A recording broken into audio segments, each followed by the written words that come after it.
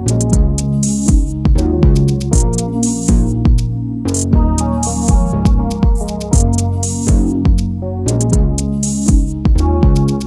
you looking to sell or buy a property in North Luzon?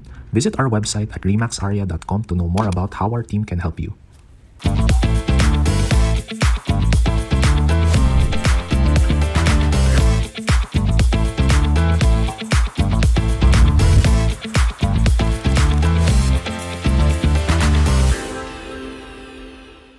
Hi, this is VJ from Remax Area and welcome to another property tour. Today we are in Woods Gate Subdivision here in Camp 7, Baguio City, and we're looking at a brand new house and lot for sale with 205 square meters of lot area and 360 square meters of floor area.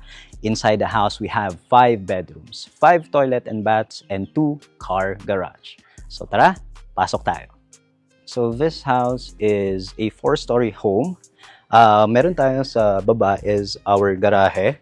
Pakita natin later on. Pero dito is our main entrance of the house. So dito pa lang sa main entrance, meron ka ng balcony area that you can see the beautiful view of the mountains and the city.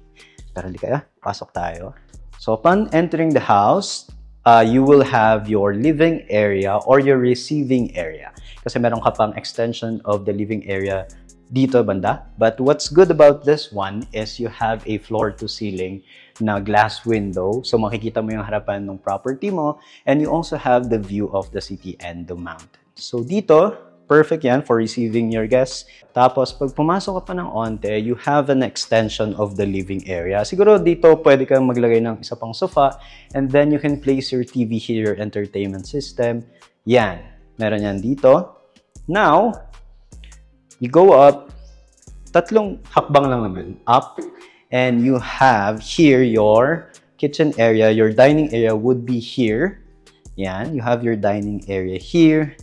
Dan makikita mo yung living area. Yan. Tapos here naman is, you have your first bedroom. Perfect to if you have elderly na ayaw na umakyat ng stairs. Pwede sila dito. Yan. So you have your built-in cabinets, a good space. Here naman is your kitchen area. So you have your countertops over here, and here you have storage down, storage up here. Yan, you have your storage here. Yan. Tapos may storage ka rin sa baba. So dito sa floor na to, you only have one toilet and bath that is shared with the living spaces and yung ating kwarto na isa. So here is your toilet and bath, complete with your showers, syempre. Showers, your sink, and your toilet. Yan. So dito naman, we have an access going outside. So that is your kitchen. Dito naman is we have a dirty kitchen. For example, ayaw nyong magluto dyan, pwede naman dito sa labas. Halika kayo dito. This naman is you have a setback din dun sa house. So meron kang around 1.5 meters. Yan. For example, ayaw nyong pumasok doon. Kunyari may dala-dala kayong pinalengke. You can pass through here from the balcony outside papunta rito sa inyong dirty kitchen and inside your main kitchen. Okay, now let's go up to our second floor for our other bedrooms. We're going up to our second floor. Tapos yung inyong stair is made out of wood and steel. Yan. Okay, so dito sa landing area, dito sa ating second floor, I guess if you want, you can still put siguro a sofa here, like a family area. Yan, dito lang outside ng ating mga bedrooms. Now, dito muna tayo. So you have a bedroom here, very good size. Then you also have your built-in cabinets. Yan, may window ka dyan. And your toilet and bath. So, maganda dito, you have 5 rooms. You have 5 toilet and baths as well. So, in the morning, hindi nyo kailangan mag-agawan sa bathroom. Yan. Dito naman sa tabi is another bedroom. This one is medyo kailangan pag-isipan yung layout. Okay. Siguro best for little kids. For example, you have a bunk bed over here. Pwede yan. They have their built-ins. Tapos dito siguro medyo, if you have kids, pwedeng maliit na study area or table dyan where the kids can study. Syempre, meron din silang sarili nilang toilet and bath. Okay. Now, moving on, this is actually your master bedroom. So, itong master bedroom, syempre, mas maluwang siya, as you can see. Tapos, meron ka pang walk-through closet. Yan. So, you have your cabinets here. Yan. Kung marami kang gamit, marami kang sapatos, marami kang damit, wala kang problema dito because you have those. Tapos dito is your master's toilet and bath. Yan. Okay. Dito rin sa ating master is meron din siyang sarili niyang balcony.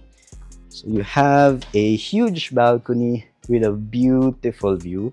So as you can see, if you want, maglagay ka ng tables and chairs dyan, mag-coffee ka before you go down to the main living spaces, pwede yan. Tapos we have this beautiful view of the mountains of Baguio City. Yan. Okay. Let's go.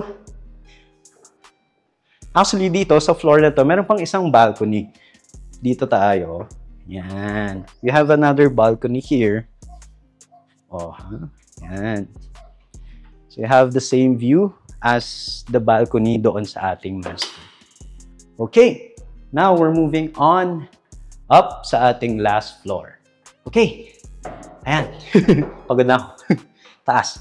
Okay. This one naman, yung third floor naman, is kind of paano ba? Parang separate siya. If you want, kung gusto mo magkaroon ng office dito, pwede, or another separate living area. As you can see here, may maluwang kang space for maybe an office. Kung gusto mong mag-work habang tinitignan yung magandang view, pwede yan dito. Or pwedeng sofa, yan. Kung gusto mong ihiwalay yung sarili mo from the others downstairs, pwede yan. You have your bedroom. Again, good size. Yan. And dito lang, sa tabi, is your toilet and bath. Yan. Nice. Yan. So you have this open area ngayon. Yan. So this is perfect home for a large family. Siguro 5, 6, 7 or kung ilan man kayo sa family. This is very good because you have 5 bedrooms. You have they have their own toilet and baths. Yan. So you have this separate parang third floor where you can use as a family room or a study or an office. Yan.